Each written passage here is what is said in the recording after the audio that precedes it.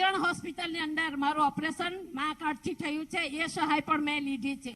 ચાલો કંચનબેન, તમને તો આનો લાભ મળી ગયો અને તમારી તબિયત સારી થઈ ગઈ, એનો વધારે આનંદ થયો. હા, ચાલો તબિયત સાચવજો. પરિવાર ખૂબ ચાલો આવજો, તબિયત સાચવજો. અમે તમારી એક માં તરીકે તમને આશીર્વાદ આપી રહ્યા બાદ છીએ. મારું તો કંચનબેન, મારું તો નસીબ છે કે દેશભરની માતાઓના આશીર્વાદ, માતાઓ બહેનોના આશીર્વાદ એ જ મારું મોટું રક્ષા કવચ છે. તમારા બધાના આશીર્વાદ મારી તાકાત છે મોટી. સાથે સાથે ગુરુદેવ અને ગાયત્રી માને હું પ્રેરણા કરું છું કે જે તમે કાર્ય કરી રહ્યા છે એનાથી વિશેષ કાર્ય કરી સમાજને ખૂબ ખૂબ આભારી બનાવે એવી હું તમને ધન્યવાદ પાઠવું છું. જય હિન્દ, જય ગુરુદેવ. જય ગુરુદેવ. આભાર. અને પછીના લાભાર્થી છે સુખદેવસિંહ છત્રસિંહ રાણા. સુખદેવસિંહજી નમસ્તે. નમસ્કાર જી નરેન્દ્ર મોદીજી સાહેબ, હું મારા તમને પહેલા તો મારી જે ગુરુ માતાના છોકરા તરીકે એટલે મારા મોટા ભાઈ તરીકે શ્રી રામ કેમ છું સાહેબ. સુખદેવજી તબિયત કેમ રહે છે હવે? અરે બહુ સરસ, આપનું રાજ ચાલે છે, પછી મારી તબિયતમાં શું જોવાનું સાહેબ? નહીં, અમારું રાજ નહીં, રાજ તો જનતા જનાર્દન નું છે. અમે તો સેવક છીએ. સાહેબ જનતા જનાર્દનના સાહેબ 130 કરોડના જે આશીર્વાદ છે ને સાહેબ, હું તો એમ કે છું કે કાયમ આવો વડાપ્રધાન ને મારો ભાઈ રાજ કરે એવું ઈચ્છું છું. બા તમારો ભાઈ છે તો એ ચિંતા તમે બધા જે સાચવો છો ને એવી રીતે જ કરી છું. અચ્છા, જરા બતાવો સુખદેવજી, તમને કઈ કઈ યોજનાઓના લાભ મળ્યા છે? સાહેબ મને પહેલા તો યોજનાનો સંત સુરદાસ યોજનાનો મને લાભ મળ્યો અને મને વાજપાઈ બેંકેબલ યોજનાનો 50,000ની મેં લોન લીધી. એનાથી સાહેબ હું મારું જોઈન્ટ ફેમિલીમાં રહેમ છું, કારણ કે હું મારા ભાઈ સાથે રહેમ છું અને એમાંથી મેં એક નાની દુકાન કરી હતી, ત્યાંથી મારું ગુજરાન ચલાવું છું.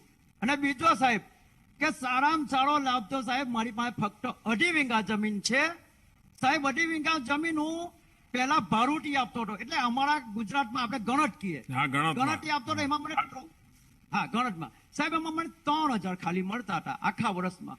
પણ સાહેબ એક રેકોર્ડ તમે કરી દીધો સાહેબ.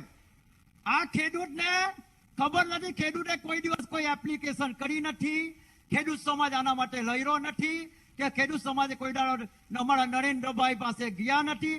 પરંતુ સાહેબ પ્રધાનમંત્રી સન્માન નિધિ એટલે અમારા બધા ખેડૂતનું સન્માન વધાર્યું સાહેબ. એમાં 6,000 જે મને દર વર્ષે લાભ મળે છે. એમાં સાહેબ મેં મારી જમીન ભારૂટી આપતો હતો, એની પાસે લઈ લીધી અને મારા ભાઈને કીધું કે ભાઈ હવે આ તો નરેન્દ્રભાઈ આપણે સન્માન નિધિ આપી છે, તો આપણે સન્માન પૂર્વક જીવો અને જાતે ખેતી બનાવો. સાહેબ હાલમાં હું શાકભાજી મારા ભાઈ બનાવે છે અને જાતે ખેતી પકવીએ છીએ. હવે શાકભાજી કરો છો, પહેલા 3,000 રૂપિયા કમાતા હતા, હવે કેટલા કમાવો છો? સાહેબ એમાં 3,000માં સાહેબ એક જ વસ્તુ છે કે અમે મજૂરી આપીએ, અમે બિયારણ લાવીએ, એમાં શું આવે મળે સાહેબ? પણ આ 6,000 રૂપિયા મળે એનો લાભ છે. હા સાહેબ. ને સાહેબ બીજું આયુષ્યમાન ભારત આ યોજનાથી તો સાહેબ હું તમને શું વાત કરું ને, એમાં સાહેબ હું તો તમારી તમામ યોજના સાંભળું છું, કારણ કે તમારી મન કી બાતની 92મી કડીમાં જે મેં તમારું સાંભળ્યું છે સાહેબ, એ એક કે એક યોજના હું છોડતો, કારણ કે હું રેડિયાનો બહુ માહિર છું સાહેબ. તમારી ઇન્ટરવ્યુ પર હું રેડિયા પર સાંભળું છું.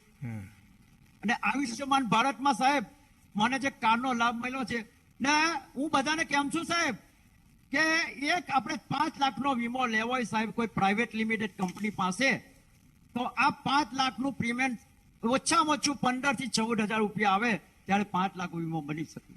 પરંતુ આ નરેન્દ્રભાઈ ટોટલ આખા દેશની જવાબદારી લઈને પોતાના તમામ પ્રજાને 5 લાખનો વીમો પોતે પોતાના પ્રધાનમંત્રી આયુષ્યમાન ભારતમાંથી આપે છે. ખૂબ ખૂબ આભાર સાહેબ. સુખદેવજી, જો તમને ગરીબ કલ્યાણ અન્ય યોજનાનો પણ લાભ મળે, મફતમાં અનાજ પહોંચે, આ મેળવવામાં કઈ તકલીફ પડતી હોય છે? સાહેબ કાઢી તકલીફ પડે, કારણ કે સાહેબ અમારા તો કોરોનામાં જે સાહેબ આ તમે મફત અનાજ આપ્યું ને, એ તો અમારી પ્રજાના ખૂબ ખૂબ આશીર્વાદ છે. કારણ કે સાહેબ તમે એક શાસ્ત્રમાં આપણે તમે જાણતા છો કે રોટી આગે આગે જાકે બોલેગી. સાહેબ એટલે આ તમને બહુ મોટો અમારો આશીર્વાદ છે. અને અમારા ઉર્જાવાન જે ધારાસભ્ય છે ને સાહેબ મુકેશભાઈ, એ એક એક માણસનું ધ્યાન રાખી કંટ્રોલ વાળાને સાહેબ ખખડાવી નાખે કે મારી કોઈ પ્રજા અના સિવાય જવું જોટે જાય નહીં, ને જો જાય તો તમારું હું જોજો તમારી અહીંયાથી ખુરશી બદલી નાખીશ. સુખદેવજી, ચાલો તમને ખૂબ ખૂબ અભિનંદન અને તમારો ઉત્સાહ, ઉમંગ અને બધાની જોડે મળીને જે કામ પણ સેવાનું કરી રહ્યા છો અને દરેક યોજનાનો સારો લાભ લઈ રહ્યા છો, તમને ખૂબ ખૂબ મારી શુભેચ્છાઓ છે. અને ખેતીના ક્ષેત્રમાં પણ આપણે આત્મનિર્ભર બનીએ. અને હું તો વિનંતી કરું કે હવે પ્રાકૃતિક ખેતી ઉપર વળો. અને પ્રાકૃતિક ખેતી ખૂબ મોટું રિઝલ્ટ આપે છે. હું તો આપણા દક્ષિણ ગુજરાતના બધા ખેડૂતોને વિનંતી કરીશ. અને આપણા ગવર્નર સાહેબ પ્રાકૃતિક ખેતી માટે ખૂબ સમજાવે છે. અને એક ગાય હોય તો 30 એકર ખેતી કરે છે, 30 એકરમાં. એટલે 5-10 ખેડૂતો ભેગા થઈને એક ગાય રાખે તો પણ 25-30 એકરમાં એક પણ રૂપિયાના ખર્ચા વગર સરસ મજાની ખેતી થાય. અને હવે તો સુરત જેવું શહેર પાસે જ છે, ત્યાં ખૂબ મોટું શાકભાજીનું માર્કેટ છે. અને આપણું તો ઓલપાડ પહેલાં શાકભાજી તરફ ખૂબ કામ કર્યું છે. તો જો એ દિશામાં તમે જાઓ તો બહુ જ લાભ થશે. અને પીએમ કિસાન સન્માન નિધિ ઉગી નીકળશે. તો સુખદેવજી, મારી તરફ તો તમને ખૂબ અભિનંદન છે. હા સાહેબ, થેન્ક યુ, આભાર શ્રીરામ. સાહેબ મારું બીજું એક કહેવાનું કે અમે એક તરછોડા માનવી હતા. અમને લોકો અંધ તરીકે ઓળખતા હતા, દ્રષ્ટિહીન તરીકે ઓળખતા હતા, અમને આવું અલગ અલગ તરીકે. પરંતુ સાહેબ તમે અમે દિવ્યાંગ તરીકે જે તમારી દિવ્ય દ્રષ્ટિથી નામ આપ્યું છે ને, એટલા માટે ખૂબ ખૂબ તમને આશીર્વાદ આપું છું સાહેબ. નમસ્કાર, જય ભારત, શ્રી રામ. સુખદેવજી, દિવ્ય દ્રષ્ટિ તો તમારી છે. દિવ્ય દ્રષ્ટિ તો પરમાત્માએ તમને આપી છે. અને એટલે જ આ દિવ્યાંગ જનના કારણે એક જાગૃતિ આવી છે, એક ગૌરવ પેદા થયું છે. ચાલો, મારા તરફથી ખૂબ ખૂબ શુભકામનાઓ સુખદેવજી. હા સાહેબ, શ્રી રામ. ધન્યવાદ. अंतिम बेनिफिशियरी मैं गुजारिश करूंगा तुकाना साहू सर, आपसे गुजारिश है कि इनके साथ वार्तालाप करें. टुकना साहू, नमस्ते. नमस्ते। टुकना जी, कहाँ से हो आप? उड़ीसा? आपने उड़ीसा का हूँ। उड़ीसा में कहाँ से? अंदियागोड़ा। जय जगन्नाथ। हाँ, जय जगन्नाथ। अच्छा, टुकना जी बताइए, कितने समय से गुजरात में हैं आप? वहाँ पे साइन में 12 साल में वहाँ पे रहता हूँ। अभी काम रून काम करता हूँ, कपड़ा रून। राशन कार्ड में है, वहाँ गांव का राशन कार्ड वहाँ पे 6 महीने से वहाँ पे मिल रहा है। और उजाला गैस भी मिल रहा है। ये पानी भी तकलीफ नहीं है, पानी का भी बराबर है। परिवार साथ में अभी थोड़ा बराबर शांति से चल रहा है। अभी खाना भी है ना, गांव पे वहाँ पे मिल रहा नहीं था, वहाँ पे अभी मिल रहा है। तो थोड़ा जो दुकान से जितना महंगा हुआ था, अभी वहाँ पे थोड़ा सस्ता में मिल रहा है, तो परिवार थोड़ा शांति से चल रहा है। अच्छा साहू जी, आप तो उड़ीसा तो कभी कभी बीच में जाते होंगे, तो वहां पर यहाँ क्या योजनाएं चल रही हैं, कैसा काम चल रहा है, वहाँ गांव वालों को बताते हैं क्या? वहाँ पे मिलता भी गांव पे बोलता है, वहाँ पे मिलता है। और जब भी गांव में जाएगा तभी भी वहाँ पे भी मिलता है। मिलता है। सबको मालूम है कि दिल्ली सरकार इतनी चिंता करती है। हाँ, वहाँ पे मिलता है। अभी गैस और उजला गैस भी मिला, और चावल भी वहाँ पे मिलता है, गाँव में मिलता है। अच्छा, ये 1 नेशन 1 राशन कार्ड वाली बात है, तो कभी उड़ीसा जाते हैं तो वहां भी उस कार्ड का उपयोग होता है? उड़ीसा में भी मिलता है। वहाँ पे जहाँ जाता है भी वो भी वहाँ मिलता है। अच्छा। अभी वहाँ आया तो 6 महीने से मिल रहा है तुम्हारा तरफ से। अच्छा, आपके परिवार में कौन कौन है साहू जी? 2 बच्चा, बीवी जो साथ में रहता था। तो बच्चे पढ़ते हैं यहाँ पर गुजराती भाषा में? बच्चा पढ़ता है, जेएम स्कूल में पढ़ता है। गुजराती सीख गए सब? ना, हिंदी उड़ीसा। अच्छा, चलिए साहू जी, आपको मेरी तरफ से बहुत शुभकामनाएं हैं। ये 1 नेशन 1 राशन कार्ड की योजना के कारण खास करके हमारे मजदूरी करने के लिए लोग जो बाहर जाते हैं उनको बहुत लाभ होता है। पहले उनको बेचारे को अपने घर से जाते थे तो वहाँ बहुत दिक्कत होती थी। अब ये टेक्नोलॉजी का उपयोग करके ये सारी व्यवस्था की, इसके कारण बहुत लाभ हुआ है। और मेरी तो कोशिश हमेशा है कि देश के पिछड़े लोग हो, वंचित हो, दलित हो, हमारे वनवासी भाई हो, आदिवासी भाई हो, हमारी माताएं बहनें हो, सामान्य वर्ग के लोग हो, गांव हो, गरीब हो, किसान हो, शहर के गरीब हो, उस राज्य के हो या दूसरे राज्य से आए हो, हर एक का सरकार की योजनाओं का लाभ सीधा मिले, कोई बिचौलिया न हो और वो सम्मान पूर्वक जिए और उसके मन में विश्वास हो कि अब मुझे गरीब नहीं रहना है, मैं गरीबी को परास्त करके रहूंगा। उसके लिए सारे हथियार देने का काम सरकार कर रही है। मेरी तरफ से आपको बहुत शुभकामनाएं हैं। बहुत बहुत धन्यवाद। નમસ્કાર. આભાર સર આપના પ્રેરક માર્ગદર્શન માટે. અને હવે ઓલપાડના ઐતિહાસિક મેદાનમાં વિશાળ જનમેદની આપ સાહેબના પ્રેરક ઉદ્બોધન માટે આતુર છે. આપ સાહેબને વિનંતી છે એક જોરદાર તાળીઓથી આપણા સાહેબને આવકારીએ.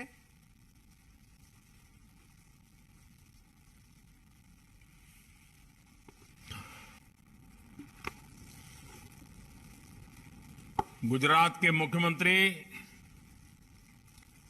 श्री भूपेंद्र भाई पटेल, भारतीय जनता पार्टी गुजरात प्रदेश के अध्यक्ष और संसद में मेरे साथी श्री सीआर पाटिल, राज्य सरकार के मंत्री भाई मुकेश भाई, भारतीय जनता पार्टी के लाखों कार्यकर्ता, विभिन्न योजनाओं के सभी लाभार्थी भाई बहन और सूरत जिले के मेरे प्यारे भाइयों और बहनों,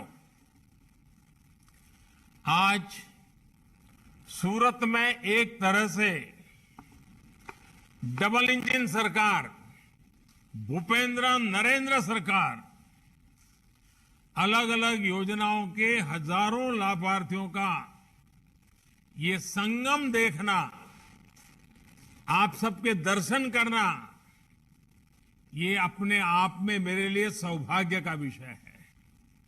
मुझे खुशी होती कि आज मैं ओलपाड़ आया होता, आप सबके बीच में होता तो मुझे आनंद और आया होता, लेकिन आप लोगों ने मुझे ऐसा काम दिया है कि मैं अब आप लोगों के बीच उतना आ नहीं पाता हूं, लेकिन फिर भी वीडियो कॉन्फ्रेंस के माध्यम से, टेक्नोलॉजी के माध्यम से आपको मिलने का मौका मिला, कुछ परिवारों से बातचीत करने का मौका मिला, आप सबके दर्शन करने का मौका मिला।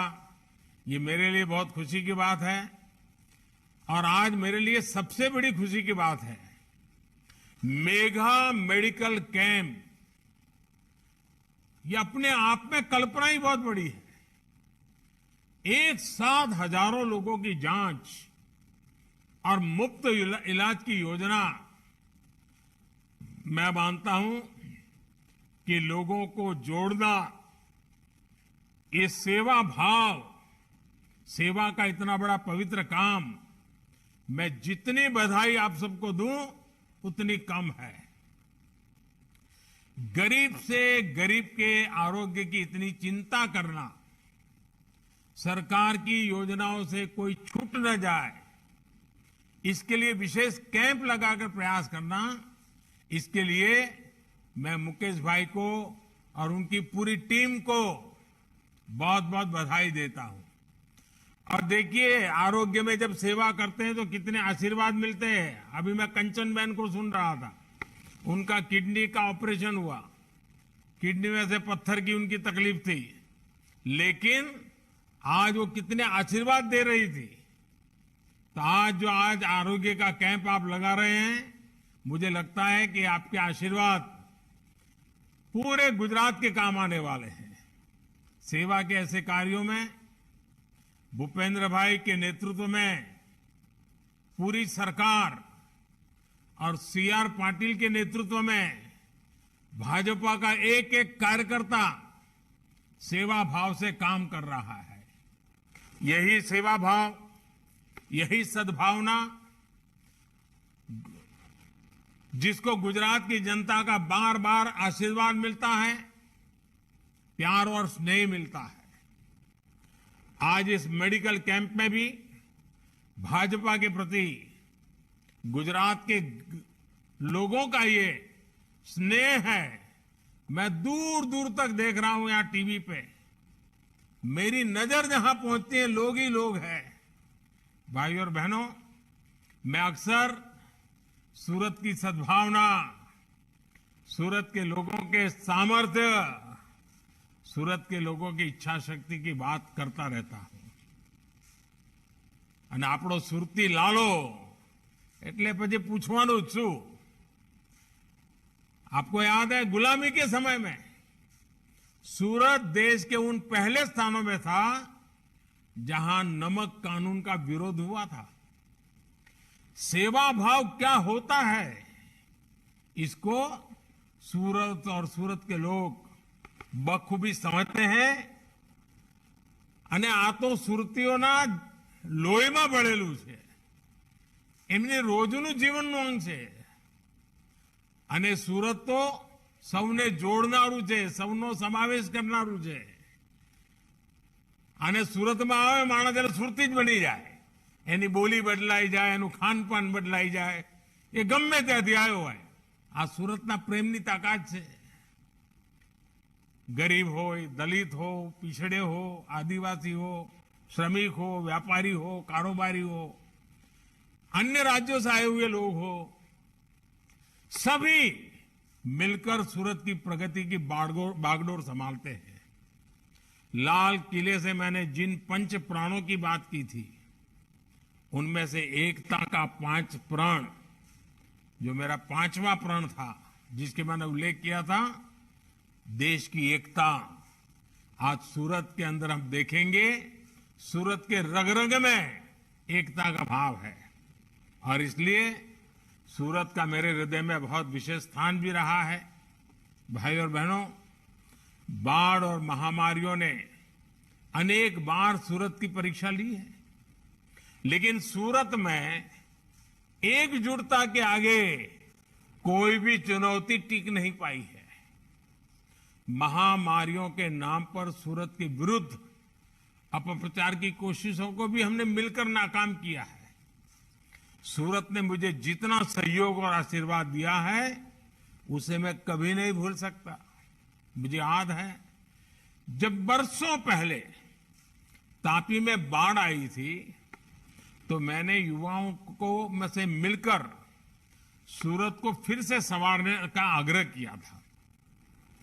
देखते ही देखते सूरत के युवा सड़कों पर निकल पड़े थे। उन्होंने साफ सफाई का जिम्मा अपने ऊपर ले लिया था। यहां तक कि सड़कों पर जो जिब्रा क्रॉसिंग के पेंटिंग करना होता है, उस काम को भी हमारे सारे नौजवानों ने रातों रात पूरा कर दिया था।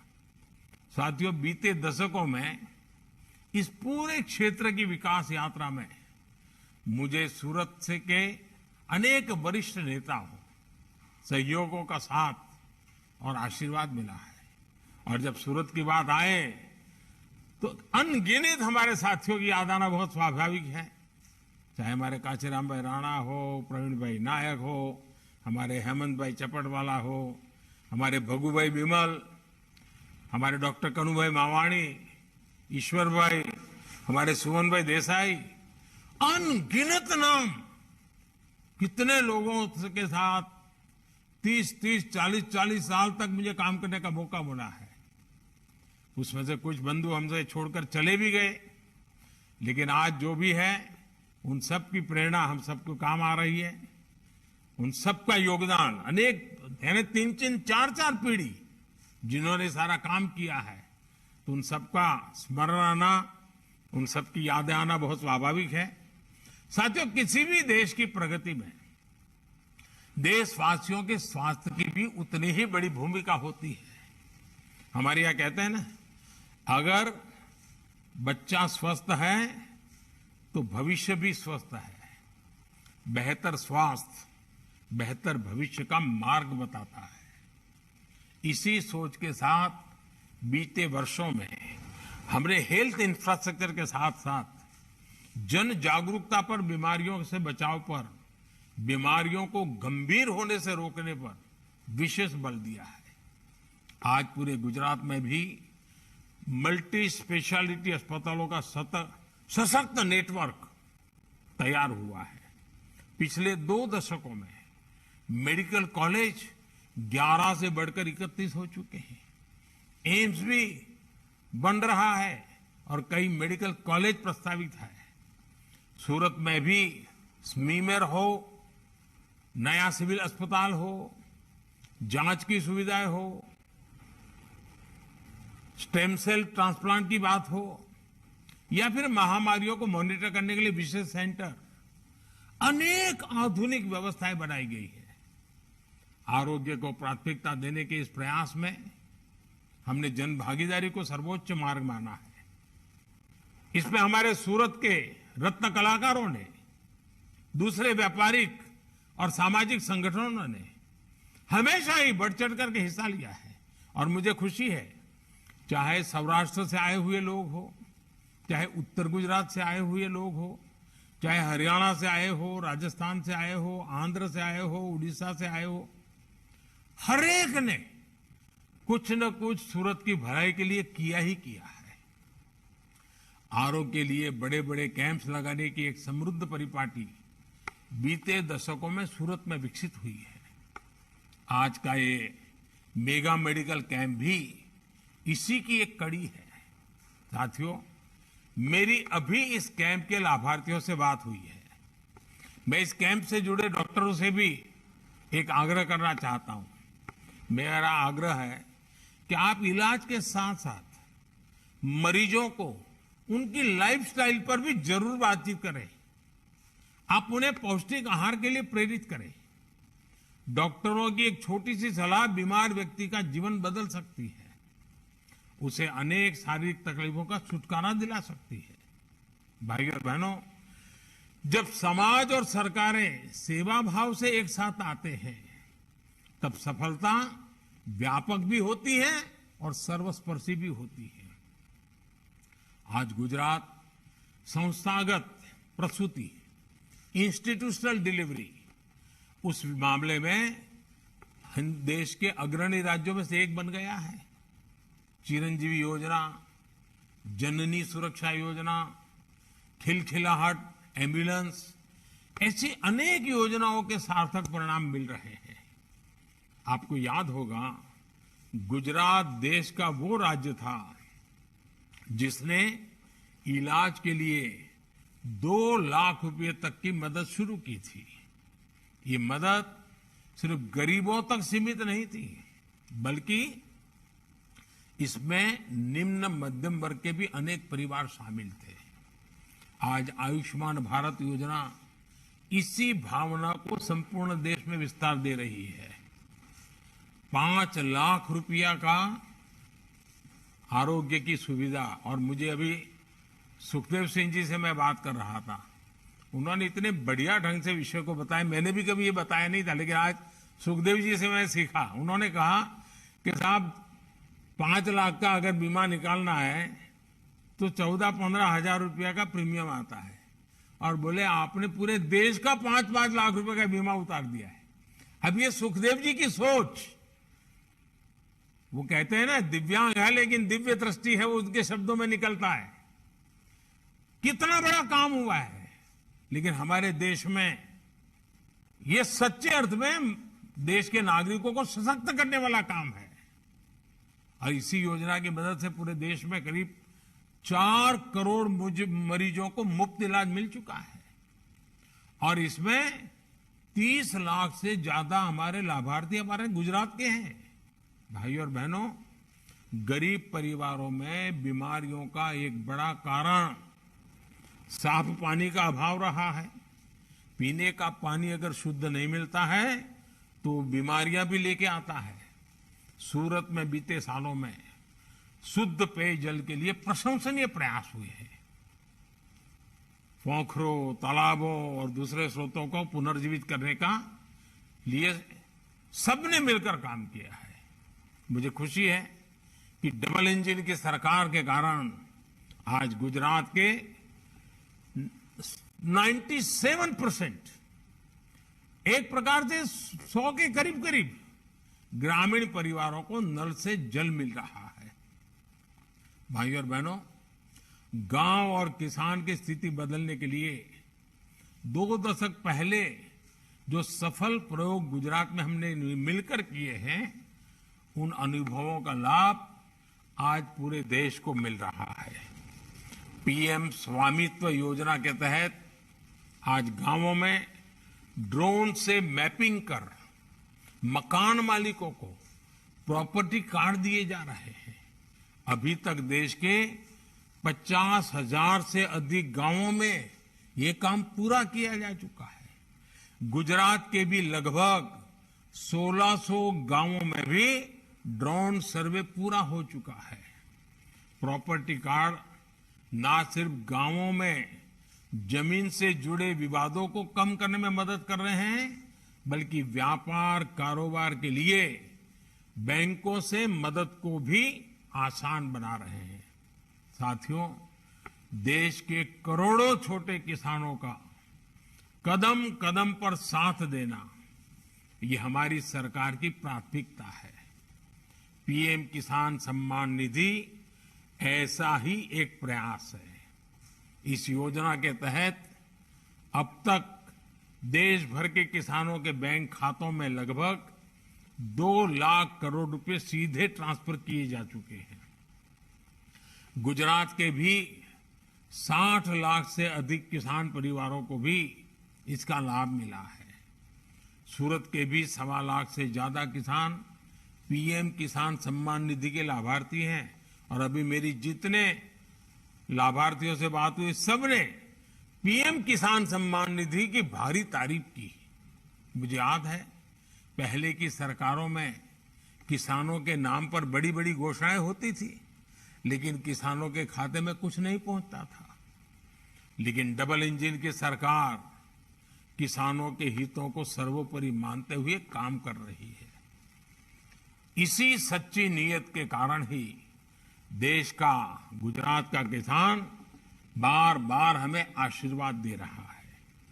हमारी सरकार ने गांवों में पक्के घर बनाने की जो योजना बनाई है, गांव में गरीबों के लिए पक्के घर बनाने की योजना बनाई है, उससे भी चाहे शहर के गरीब हो या गांव के गरीब हो, छोटे किसान हो या मेहनतकश मजदूर हो, हर एक को बहुत लाभ हुआ है। बीते 8 वर्षों में देश भर में गरीबों के लिए 3 करोड़ से अधिक पक्के घर बनवाए जा चुके हैं।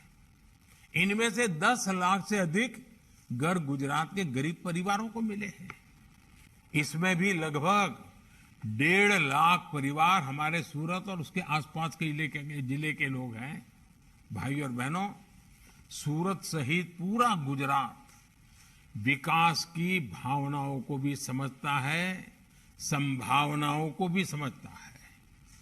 इसलिए हर आंकड़े, हर हलचल पर विशेष नजर रहती है। जब देश एक्सपोर्ट के नए रिकॉर्ड बनाता है, तब सूरत का उसमें योगदान होता है। हाल में जीडीपी के आंकड़े आए हैं। भारत की तेज रिकवरी को पूरी दुनिया सराह रही है।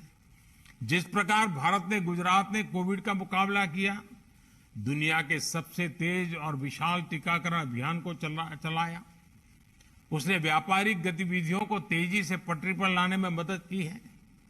सफल टीकाकरण का क्या असर हुआ है, इसको सूरत के से बेहतर भला कौन समझ सकता है।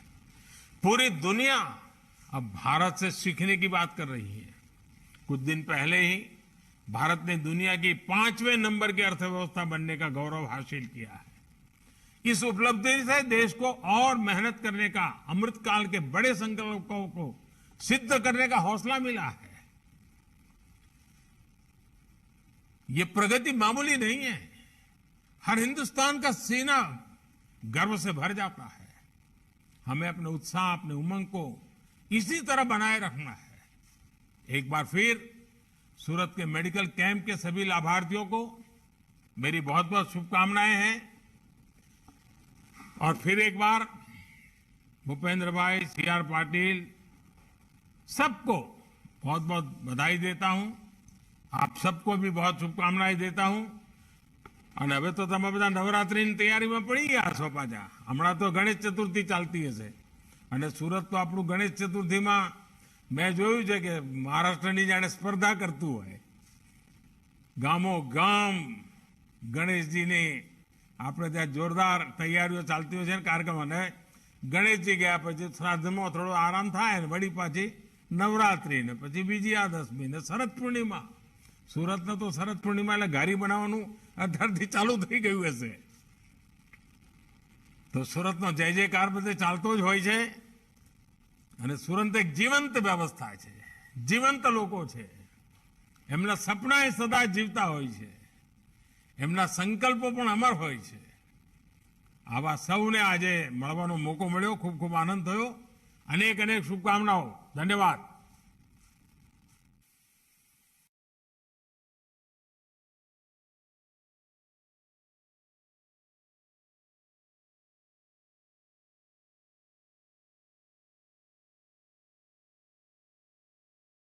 सर आप रमी खेलते हो? अपने ग्रुप का बादशाह हूँ मैं. कितना बड़ा ग्रुप है सर आपका? 8, 10, 12, 20. सर A23 पर आइए, 4 करोड़ लोगों का ग्रुप यहाँ बन के दिखाइए सर. बादशाह Play with over 4 crore बादशाहs of Rummy on A23. इस खेल में आदत लगना या आर्थिक जोखिम संभव है. जिम्मेदारी से खेलें. चली चली चली चली चली भारत छोड़ो यात्रा चली झांको